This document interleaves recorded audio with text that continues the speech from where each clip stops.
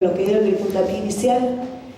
Quería empezar diciendo, no puedo no referirme a lo que vivieron hoy mis compañeros de PepsiCo a primera hora de la mañana, porque nos toca muy de cerca. Nosotros somos compañeros de su mismo espacio político, los compañeros que dirigen la comisión interna, que son la comisión interna opositora a la conducción sindical que le dio la espalda, y porque hemos venido todo este tiempo, estas 3 semanas, desde que cerró la empresa, acompañando esa lucha, una lucha de una empresa que es multinacional. PepsiCo la conocen, en la casa de la línea Lay's, de todos los snacks, y la línea de gaseosas Pepsi. Nadie puede decir que está en crisis, que no vende, que tiene algún problema económico. Es una multinacional que facturó $5.000 millones el año pasado, cerró su planta bajo la persiana, echó a 600 familias y les dijo: muchas gracias, un gusto, ya lo rompí, vayan a conseguir trabajo a otro lado si pueden, en un contexto donde aumenta la desocupación. Solo en el Gran Buenos Aires se calcula que está en el 11,8%. Estos son valores altísimos. Significa que miles de familias pierden sus empleos todos los días, y cuando quieren volver al mercado laboral les cuesta mucho conseguirlo, porque la desocupación se incrementa. Por eso los compañeros de PepsiCo se plantaron, decidieron pelearla. Hace 2 semanas entraron a la planta en una permanencia para resguardar que la empresa no la desguace y no se lleve la maquinaria a la planta de Mar del Plata, que es a donde quiere llevar parte de la producción, porque les sale más barato producir, porque a los obreros les impone peores condiciones, flexibilizado, por agencia, no pagan los mismos salarios que acá en Vicente López. Decidieron pelear, es decir, algo elemental, defender la fuente de trabajo con la que alimentan a sus familias todos los días, porque no tienen los sueldos de los diputados, que cobran 100.000 pesos, viáticos, van a trabajar cuando quieren.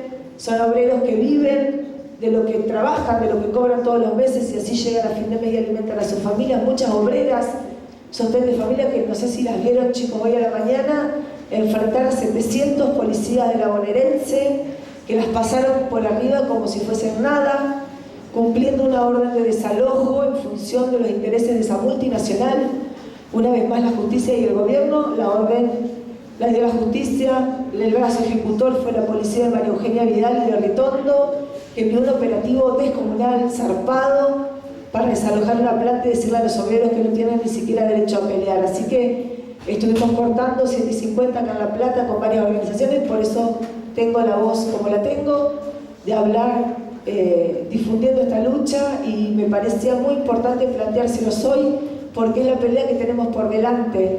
Cuando se pierde un puesto de trabajo, cuando el ajuste de inflación, los tarifazos aprietan, cuando no hay derecho ni siquiera a elegir qué comprar y cómo comprarlo, y que nos condenan a tratarlos como animales, como trató a media ciudad de La Plata Yerenín y las grandes cadenas de hipermercados que se llenan los bolsillos con estas medidas que aparecen como populares, como la de ayer, pero nosotros como ganado tenemos que ir para que el salario lo estiremos un poquito más y nos alcance a hacer 8 horas de cola, a que nos traten de cualquier manera, a bancarnos semejante situación para poder comprar un poquito más de comida. No estamos hablando de cómo hacer cola para planificar vacaciones y comida en los supermercados. A quienes tienen la suerte de tener un salario en blanco y tener una tarjeta en el Banco Provincia, ¿no? Ni hablemos, y ya para referirme a la ciudad, de los 4.500 o 5.000 cooperativistas que hacen tareas permanentes del municipio, un canto a la precarización laboral, desarrollada hasta el máximo la expresión por el gobierno anterior de Bruera, condenando la precarización más absoluta a miles de platenses que barren nuestra basura, que cortan los árboles de nuestras veredas, que limpian las plazas de las que nosotros disfrutamos por 4.100 pesos. Y además tienen que pagarse el monotributo social, como si no tuvieran ningún vínculo laboral, el municipio no tuviera ninguna responsabilidad sobre esos trabajadores. Le dicen: andá y págate vos tu propia obra social, tu propio aporte, sos un cooperativista tercerizado y haces todo este trabajo por 4.100 pesos. ¿Saben que el INDEC establece la línea de pobreza en 14.000? La mitad de los trabajadores del país cobran salario de 8.500 pesos o menos. Y muchos de ustedes, cuando terminen el secundario, si tienen la suerte de empezar a trabajar ahí, muchos quizás necesiten hacerlo antes, van a conseguir esos empleos, o a lo sumo comercio, donde los sueldos son parecidos, porque esa es la principal fuente de actividad en la región para la juventud, y la desocupación si es alta, en la juventud se multiplica mucho más. El problema del empleo es un problema central, por eso nuestra campaña tiene el lema de que nuestras vidas valen más que sus ganancias, que hay que trabajar 6 horas, rebajar la jornada laboral, 6 horas, 5 días a la semana, para crear empleo, para que trabajemos todos, para que la ganancia de los empresarios no sea lo que se ponga siempre por delante y la vida de los trabajadores, la desocupación, la precarización o el empleo de part-time de algunas horas que impide tener algún proyecto. ¿Cuántos de ustedes laburando en comercio 4 horas por un sueldo de 5.000 pesos puede pensar en alquilar algo, en irse a vivir solo, en independizarse? Imposible, porque los alquileres los regulan un puñado de inmobiliarias responsables de la inundación del 2 de abril de 2013, que construyen bajo un código de ordenamiento urbano que este gobierno no derogó, que modificó el gobierno anterior, pero que este gobierno no derogó y le sigue permitiendo construir de manera irracional. ¿Saben que en la última década se construyó en La Plata 2 millones de metros cuadrados entre departamentos, casas? Sin embargo, tiene el récord de villas y asentamientos de vivienda precaria, de déficit habitacional, porque se construye para la especulación, se construye para los DACAL, para los building, para los moragués, porque no se construye vivienda popular, porque se expulsa a la mayoría a la periferia sin brindar la infraestructura necesaria. ¿Cuántos de ustedes viven en el peligro, en el rincón, en barrios a los que tienen que esperar el colectivo 1 hora o caminar en cuadras de barro para llegar a tomar el colectivo? No tienen recolección de residuos. Eso es lo que viven miles de platenses en nuestra ciudad por el tipo de diseño en función de los intereses de los grandes empresarios. No hablamos de las empresas de transporte, donde es la misma lógica empresarial. El año pasado estuvo la lucha de los trabajadores de la línea este, que desnudó el entramado de complicidad entre empresarios como Corbelli, que son realmente negreros, que hacen trabajar 12 horas a los choferes sin descanso, sin paradas, sin condiciones de seguridad. El municipio que se hizo el distraído cuando tiene plena responsabilidad en esos servicios, y las víctimas, los usuarios que tienen un servicio cada vez más ineficiente cuando todos nos prometen la revolución de la alegría y del transporte. Sin embargo, tenemos que seguir viajando como ganado. Entonces, me parece que hay que plantear un modelo de ciudad distinto en función de los intereses de las mayorías trabajadoras populares, terminar con la precarización.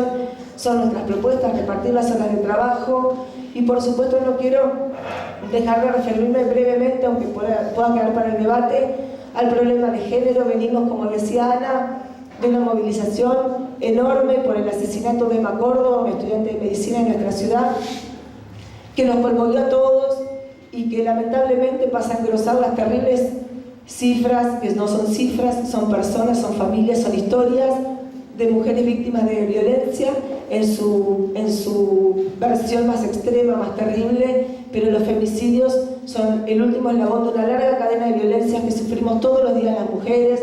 Es violencia que nos traten como objeto en los medios de comunicación y que seamos divertimento en los principales programas de entretenimiento del país, a ver cuántas mujeres semidesnudas muestran. Es violencia cobrar menos que los varones, se cobra el 24% menos según los registros nacionales las mujeres que los varones. Es violento que engrosemos las principales cifras de analfabetismo, desocupación y precarización laboral. Es violento que muera una mujer por día porque el aborto sigue siendo clandestino en nuestro país y nadie quiere hablar de eso, y todos se hacen los distraídos por sus pactos con la Iglesia Católica, con un Papa argentino y el reaccionario de la guerra, el arzobispo que tenemos en la ciudad, que dice que la homofobia que la homosexualidad es una enfermedad y que las personas del mismo sexo no pueden tener una unión y un vínculo.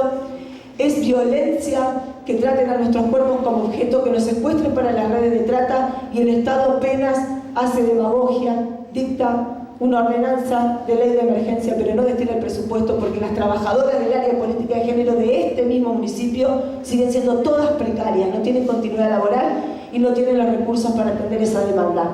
Breve eran los temas que quería introducir, los vamos a profundizar en el debate, y nuevamente gracias a todos.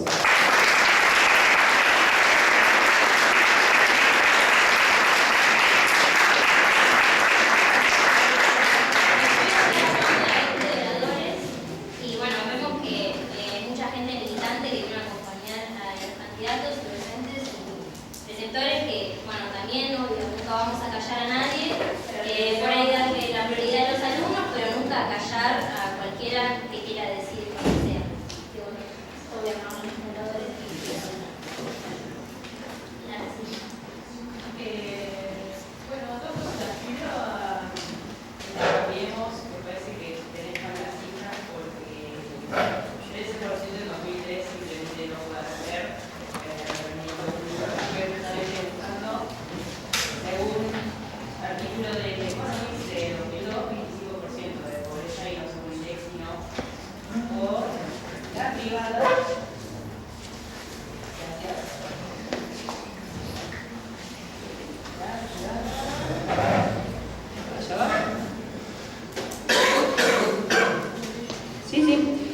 la consultora Equis. Eso nomás, te corrijo el dato que tiraste porque 13% simplemente no puede ser. En 2003 no era eso, en 2012. Ah, podría ser en 2012. Ah, ¿que dijiste 2003? 2003. 2003. Pues eso, 2003, 13% no puede ser. Entre el 13 y el 16%. Había distintas brechas que estaban publicadas en distintas mediciones. Sí, sin embargo, el desempleo es del 25%. Sí, bueno, estaba hablando de desempleo, estaba hablando de pobreza. Bueno, no creo que el desempleado sea pobre. Es un problema social, no es lo mismo. Bueno, igual pasando más a una pregunta local, y me hubiese gustado escuchar un poco más a Unidad Ciudadana hablando de proyectos para lo local, pero bueno, una pregunta específica, puede responderme cualquiera. Quería preguntar principalmente si habría algún plan para desprecarizar a los y las trabajadores sexuales de la zona roja, gente trans que está forzada a la prostitución para sobrevivir porque otra forma de conseguir trabajo no puede y no se está prostituyendo porque quiera, incluso si quisiera, ponele. Las condiciones de trabajo son terribles, hay violencia policial hacia estas chicas y si habría alguna idea, algún plan, algún proyecto para acabar con este trabajo sexual forzado y sacar del pozo a todas estas muchachas trans que yo también sé que están atrapadas en esta red y no por secuestros justamente, que creo que es la problemática que va más por el fondo dentro de lo que es la prostitución. Si alguien se pudo rescatar de eso. Te voy a responder desde el lugar del frente de un país. Creo que lo que vos estás impulsando es verdad, tenés razón. Creo que sería muy hipócrita de mi parte quedarme ausente y no poder responderte o por lo menos decirte la realidad. Me parece que esto es parte de eso. Nosotros somos jóvenes y no tenemos nada que ocultar. Al contrario, agradecemos poder estar acá y me parece que lo más responsable es poder responderte fuera de la pregunta que puedas hacer, que cualquiera que sea. Es un tema un tanto complicado, creo que los dirigentes tratan de no tocar ciertos temas y hacer oídos sordos a ciertas cuestiones que vos bien mencionabas, son muy claras y que todos sabemos. Desde el Frente de un País, el tema de la paridad, junto con Malena Massa, que se está encargando de todo el tema de la paridad, es uno de los frentes que más se ha ocupado de todo el tema de la sexualidad y de poder entender de que todos somos iguales, tanto desde figurar en una lista, lo importante que es que Bárbara pueda estar en una lista y a mí realmente eso me pone muy orgulloso de saber de que si hay un hombre, después viene una mujer. Son luchas que llevan mucho tiempo, que necesitan de mucho empuje y creo que la participación de las mujeres va a poder impulsar eso que vos estás proponiendo. Creo que hay que empezar por algo. Es muy bueno lo que vos decís, pero creo que hay que primero incursionar el tema de la paridad, tanto de que haya tantas hombres como mujeres en la política y que creo que mientras más haya incursión de mujeres, ese tema se va a poder tocar mucho más. Así que de todas maneras quiero dar la palabra a Barbie que te va a poder responder desde su lugar. Yo creo que todavía las cuestiones de género lamentablemente son tabú en la sociedad y eso también tiene su consecuencia en la política. Todavía nos falta aprender mucho como sociedad de los roles de género y de que esos roles no están determinados culturalmente, sino que es formación de cada uno. O sea, cada uno puede proyectar la vida que quiere y eso es lo que tenemos que bregar como sociedad para poder conseguir. Otro punto también es que se piensa que las cuestiones de género las tenemos que hablar las mujeres. Es como que somos las portadoras de la igualdad y de la paridad en algo que justamente el derecho a la igualdad es un derecho básico que debería también ser un tema tratado por los varones independientemente de la sexualidad. Digo, es algo que nos es transversal en la sociedad. Pero bueno, con respecto a la precarización del trabajo, creo que debe ser inclusiva de todos, no solamente acá vos hablabas de la zona roja, sino es un debate que debe darse para el resto de los trabajadores precarizados, no solamente circunscribirlo a ese ámbito, ¿no? Sí, de todas formas hablo principalmente no porque haya que permitir la prostitución o hacerla más sana, al contrario, no creo que la prostitución, en realidad soy abolicionista y lo que estoy hablando es que la ley de identidad de género con todos sus... es una muy buena ley, pero no se está llevando a cabo de hoy en día. Si alguien trans busca un trabajo, generalmente no se lo van a dar simplemente por su condición. Sí, pasa lo mismo también con los expresidiarios, no solamente con trabajadoras trans. Sí, tiene que ser algo realmente inclusivo, una política que pueda cumplir con todas estas personas que quedan fuera, o sea, fuera de la planificación política.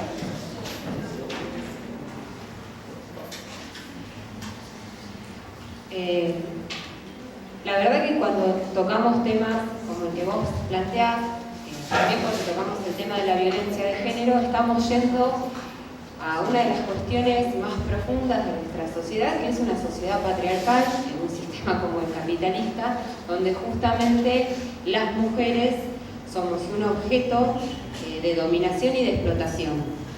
Entonces, la pelea por los derechos de todos los grupos sociales y específicamente y de todas las identidades sexuales está enmarcada en la pelea por los derechos humanos, en primer lugar. De ahí que, en primer punto, el Estado debe garantizar el cumplimiento de las leyes, que hoy no lo hace, ni siquiera con la Ley 26.485 de Prevención y Erradicación de la Violencia de Género. El Estado debe garantizar, para sacar a las personas que están en situación de prostitución, subsidios, vivienda, trabajo, poder acceder al servicio de la salud, todo lo que una persona no tiene, por lo cual muchas veces se ve en la situación de explotación sexual. El Estado es muy general. El gobierno a nivel nacional, provincial y local tiene que ser garante de defensa de los derechos en relación también a las fuerzas policiales, porque acá hay un componente que es el de las policías federal, de la provincia, etcétera, que son parte de un negocio, son explotadores muchas veces, son golpeadores, ¿no es cierto? Y se hace la vista gorda ante esas situaciones. Y por otro lado, el gobierno tiene que garantizar también la implementación de las leyes como la de educación sexual integral, que va al debate cultural en la población de qué es la sexualidad, de las identidades, de los derechos, porque si no, hay un punto que es la discriminación y la vergüenza y los miedos y los tapujos que terminan jugando a veces sin querer para ignorar los derechos de toda la población. Así que me parece que en primer lugar lo que se tiene que garantizar es cierto, en esto como al conjunto de la población precarizada, pero acá hay una doble opresión, ¿no? por trabajadoras y por identidad sexual, garantizar que esos derechos se resuelvan. Y eso es posible, porque no es que no hay plata y que hay que seguir esperando. Lo que pasa es que se mira para otro lado. En el caso que planteaste con el tema de la zona roja, es verdad, gran parte de lo que planteaste, y tenemos distintas aristas, digamos. Tenemos algunas aristas que están vinculadas también a la cuestión delictual, porque está vinculado directamente a la trata de personas, a negocios de la droga, a un montón de negocios en los cuales en muchos casos el colectivo trans es víctima de esa situación, porque no tiene otra alternativa y tiene que caer desgraciadamente en esa situación. Nosotros estamos trabajando con algunas organizaciones trans a nivel municipal y provincial, conjuntamente con la Cámara de Diputados, donde hemos hecho no solamente algunos relevamientos, sino que venimos trabajando para tratar primero de modificar esta situación y en segunda instancia de dar algunas herramientas para tratar de erradicarla. Concretamente herramientas con posibilidades laborales, con posibilidades de capacitaciones en algunos lugares para con salida laboral posterior. De hecho, se ha hecho desde la Dirección de Política de Género el año pasado gran cantidad de este tipo de eventos en forma conjunta con la Presidencia de la Cámara de Diputados y la Secretaría de Género de provincia. Falta mucho, sí, falta mucho. Pero esto, como decía recién Ana, esto es una cuestión vinculada a una cuestión cultural, a empezar a modificar las pautas culturales para que todos sean conscientes de que todos tenemos que tener las mismas chances, las mismas posibilidades y que tenemos que tener las mismas posibilidades en todos los aspectos de la vida, no solamente por el hecho de discriminar a una persona, sino por el hecho de brindarle posibilidades laborales o de inserción y demás. Se está trabajando el tema, falta mucho.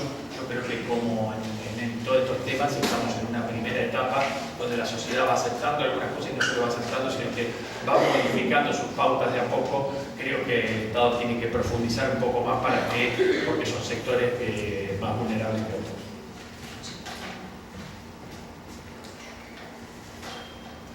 Yo quería contestar brevemente. Perdón. Que existe una ley. Es la ley de cupo laboral trans, es la 14.783, sancionada en la provincia pero no reglamentada. Esa ley establece un porcentaje, un 4% de personas trans que deberían ser empleadas por los distintos ámbitos del Estado, provinciales y municipales. Es una ley que se conquistó con lucha, como la del matrimonio igualitario, como la identidad de género, con mucha lucha de las organizaciones LGTBI, con mucha lucha para visibilizar la opresión y la discriminación que sufren todos los días. Las personas LGTB tienen una expectativa de vida en nuestro país de 35 años por las condiciones a las que son sometidas, por las faltas de oportunidades laborales, porque muchas de estas personas tienen que irse de sus hogares por la situación de rechazo que generan sin siquiera haber concluido sus estudios primarios, muchas veces, y secundarios la mayoría, lo que les impide acceder a un empleo formal. Sin empleo formal es difícil el acceso a la salud.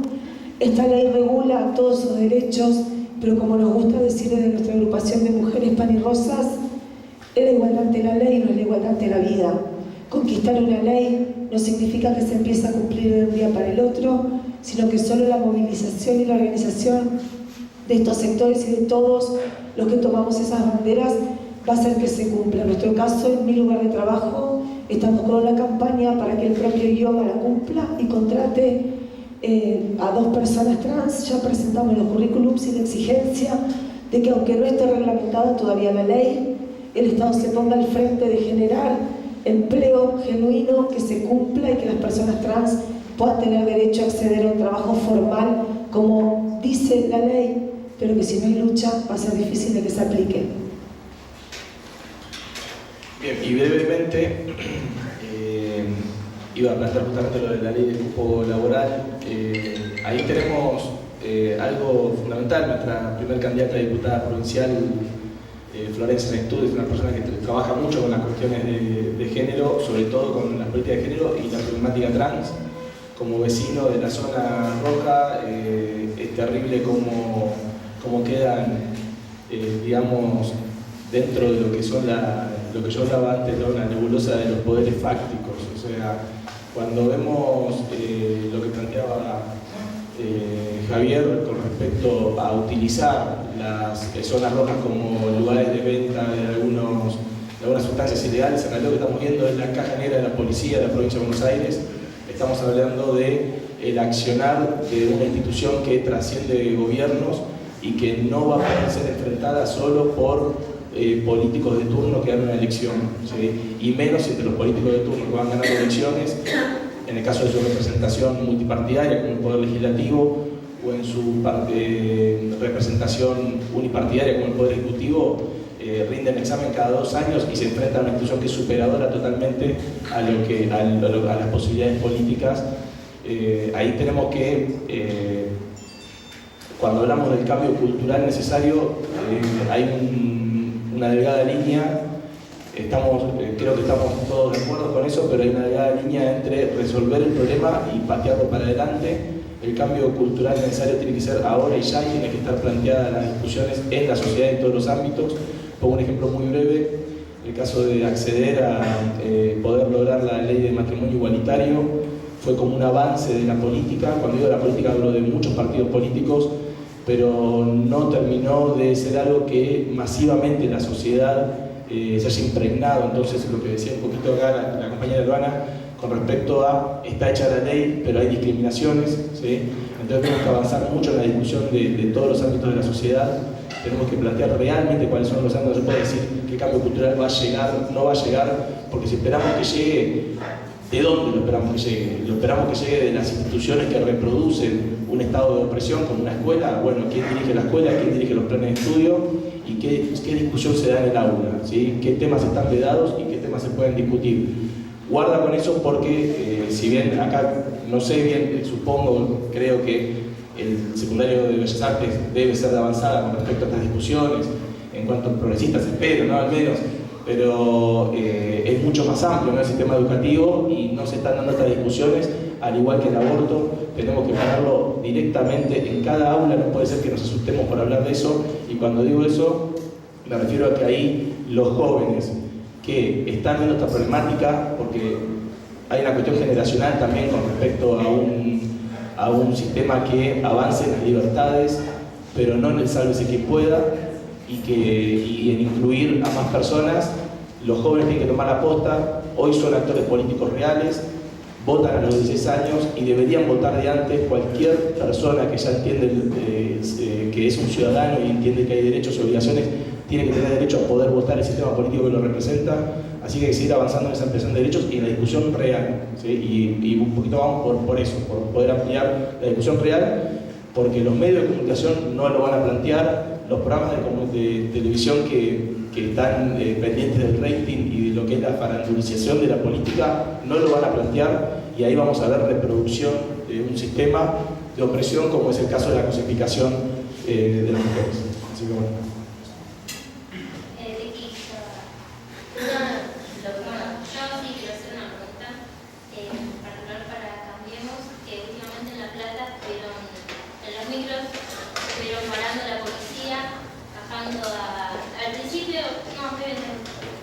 Al principio sé que empezó siendo solo que bajaban a los hombres. Entiendo que este operativo empezó porque habían asesinado a un chofer de micros, pero que el operativo trataba de parar los micros. Primero era bajar a los hombres, revisarlos, cacharlos, revisarles la mochila. Por lo que sé, eso no se puede hacer, tienen que tener un uniforme para hacerlo. Después empezaron a bajar a todos, o simplemente era pararse el policía y ver a quién bajaba, quién tenía cierto tipo de ropa, porque eso es totalmente subjetivo del policía, de ver a quién bajo y quién no, porque un hombre, una mujer, un trans, un viejo, una vieja, cualquier persona podía tener un arma. Entonces, eso, que expliques un poco ese operativo y cuál era. Ese operativo obviamente no tuvimos nada que ver nosotros, ni desde el municipio, ni fue tampoco una orden desde el punto de vista del Ministerio de Seguridad de la provincia.